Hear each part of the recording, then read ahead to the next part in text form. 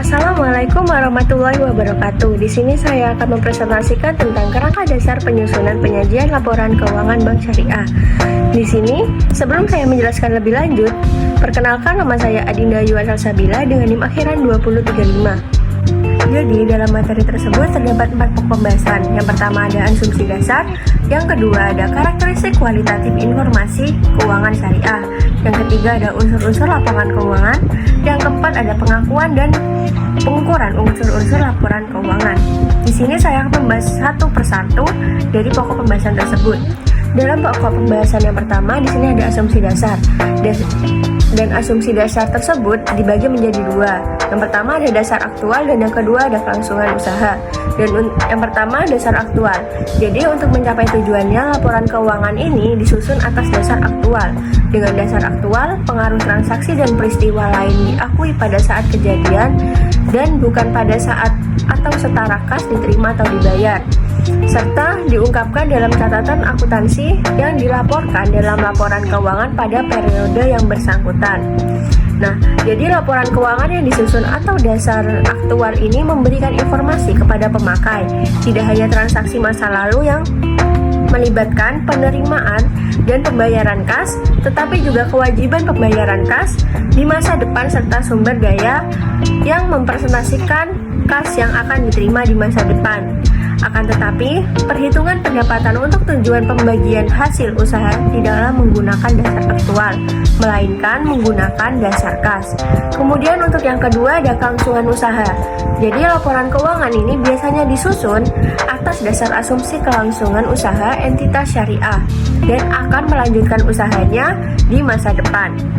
Jadi entitas syariah ini diasumsikan tidak bermaksud atau berkeinginan melikuidasi atau mengurangi secara material skala usahanya. Jadi seperti itu pembahasan dari asumsi dasar. Baik, untuk pembahasan selanjutnya yaitu ada karakteristik kualitatif informasi keuangan syariah. Jadi, karakteristik kualitatif itu sendiri merupakan ciri khas yang membuat informasi dalam laporan keuangan ini berguna bagi pemakai. Jadi terdapat 4 karakteristik kualitatif pokok yaitu dapat dipahami, relevan, andal, dan dapat dibandingkan. Yang pertama di sini dapat dipahami. Jadi maksud dari karakteristik dapat dipahami ini adalah pemakai diasumsikan memiliki pengetahuan yang memadai tentang aktivitas ekonomi dan bisnis dengan ketekunan yang wajar. Akan tetapi, informasi kompleks ini yang seharusnya dimasukkan dalam laporan keuangan tidak dapat dikeluarkan hanya atau dasar pertimbangan bahwa informasi tersebut terlalu sulit untuk dapat dipahami oleh pemakai tertentu. Baik, untuk pembahasan yang kedua ada relevan. Jadi relevan ini adalah memiliki kemampuan untuk mempengaruhi keputusan ekonomi pemakai dengan membantu mereka mengevaluasi masa lalu, masa kini, atau masa depan dengan menegaskan atau mengoreksi hasil evaluasi mereka di masa lalu. Kemudian untuk yang ketiga ada andal. Jadi informasi ini memiliki kualitas andal jika bebas dari pengertian yang menyesatkan, kesalahan material, dan disajikan secara jujur dari yang seharusnya disajikan atau yang secara wajar ini diharapkan dapat disajikan. Untuk yang keempat ada dapat dibandingkan.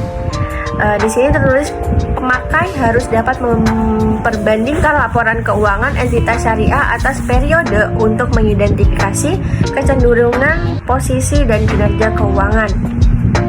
Jadi sebagai pemakai ini juga harus dapat memperbandingkan laporan keuangan antara entitas syariah untuk mengevaluasi keuangan kinerja serta perubahan posisi keuangan secara relatif. Oleh karena itu, pengukuran dan penyajian dampak keuangan dari transaksi ini dan peristiwa lain ini yang serupa hanya dilakukan secara konsisten untuk entitas syariah antara periode entitas syariah yang sama dengan entitas syariah yang berbeda maupun dengan entitas lain. Berikut selanjutnya masuk pada pokok pembahasan yang ketiga, yaitu unsur-unsur laporan keuangan. Jadi unsur-unsur laporan keuangan ini dibagi menjadi 5. Yang pertama ada laporan posisi keuangan, kedua ada laporan laba-laba rugi, yang ketiga laporan rekonsiliasi pendapatan dan bagi hasil, dan yang keempat ada laporan perubahan ekuitas, yang kelima ada laporan sumber dana penggunaan dana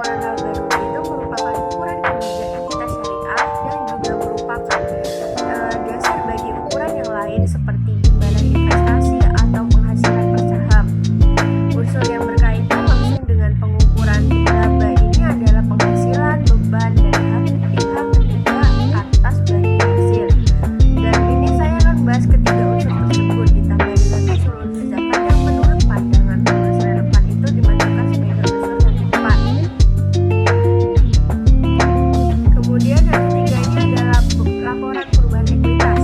Jadi perubahan ekuitas syariah ini menggambarkan peningkatan atau penurunan aset, neto atau kekayaan selama periode bersangkutan. Yang keempat ada laporan rekonsialisasi pendapatan dan bagi hasil. Jadi laporan rekonsialisasi ini pendapatan dan bagi hasil adalah laporan yang menyajikan korekonsialisasi antara pendapatan bank yang menggunakan dasar aktual dengan pendapatan dibagi hasilkan kepada pemilik dana yang menggunakan dasar kas. Dan latar belakang adanya laporan ini adalah karena adanya perbedaan dasar pengakuan antara pendapatan yang diterima bank dengan pendapatan yang dihasilkan. Yang kelima ada laporan sumber dana penggunaan dana kebajikan. Di sini penerimaan dana kebajikan oleh entitas syariah diakui sebagai kewajiban paling liquid dan diakui sebagai pengurang kewajiban ketika disalurkan. Dan penerimaan non halal ini adalah semua penerimaan dari kegiatan yang tidak sesuai dengan prinsip syariah, yaitu seperti penerimaan jasa giro atau bunga yang berasal dari bank konvensional. Seperti itu pembahasan dari pokok pembahasan ketiga. Baik, untuk pembahasan yang keempat, di sini ada pengakuan dan pengukuran unsur-unsur laporan keuangan. Pengakuan unsur laporan keuangan ini merupakan proses pembentukan pos yang memenuhi definisi, unsur serta kriteria pengakuan dalam neraca atau laba rugi. Pengakuan dilakukan dengan menyatakan pos tersebut baik dalam kata-kata maupun jumlah uang yang mencantumkan ke neraca atau laporan laba rugi. Jadi masing-masing unsur utama laporan keuangan ini berupa pengakuan aset, kewajiban, dan dana, sirka temporer, penghasilan, dan beban. Yang pertama di sini saya akan menjelaskan pengakuan aset. Jadi aset ini diakui dalam neraca jika besar kemungkinan bahwa manfaat ekonominya di masa depan ini diperoleh entitas syariah dan aset tersebut mempunyai nilai atau biaya yang dapat diukur dengan andal. Kemudian yang kedua ada pengakuan kewajiban. Kewajiban ini diakui dalam neraca jika besar kemungkinan bahwa pengeluaran sumber daya yang mengandung manfaat ekonomi ini akan dilakukan untuk menyelesaikan kewajiban secara dan jumlah yang harus diselesaikan ini dapat diukur secara andal. Kemudian untuk yang ketiga ada pengakuan dana sirka temporer. Jadi pengakuan dana sirka temporer ini dalam neraca hanya dilakukan jika entitas syariah ini memiliki kewajiban untuk mengembalikan dana yang diterima melalui pengeluaran sumber daya yang mengandung manfaat ekonomi yang jumlah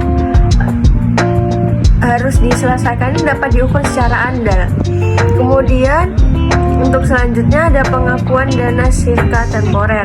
Pengakuan dana sirka temporer dalam neraca hanya dilakukan jika entitas syariah ini memiliki kewajiban untuk mengembalikan dana yang diterima melalui pengeluaran sumber daya yang mengandung manfaat ekonomi dan jumlah yang harus diselesaikan dapat diukur secara andal. Kemudian yang keempat ada pengakuan penghasilan. Pengakuan penghasilan ini diakui dalam laporan laba rugi jika kenaikan manfaat ekonomi di masa depan yang berkaitan dengan peningkatan aset atau penurunan kewajiban telah terjadi dan dapat diakui secara andal. Untuk yang terakhir ada pengakuan beban. Beban ini diakui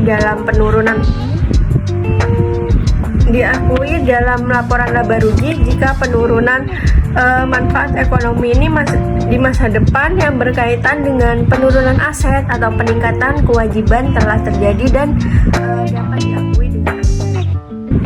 Untuk selanjutnya ada pengukuran unsur-unsur laporan keuangan. Pengukuran ini adalah proses penetapan jumlah uang yang mengakui dan memasukkan setiap dasar pengukuran tertentu dari 3 alternatif, yaitu biaya historis, biaya kini, dan nilai realisasi.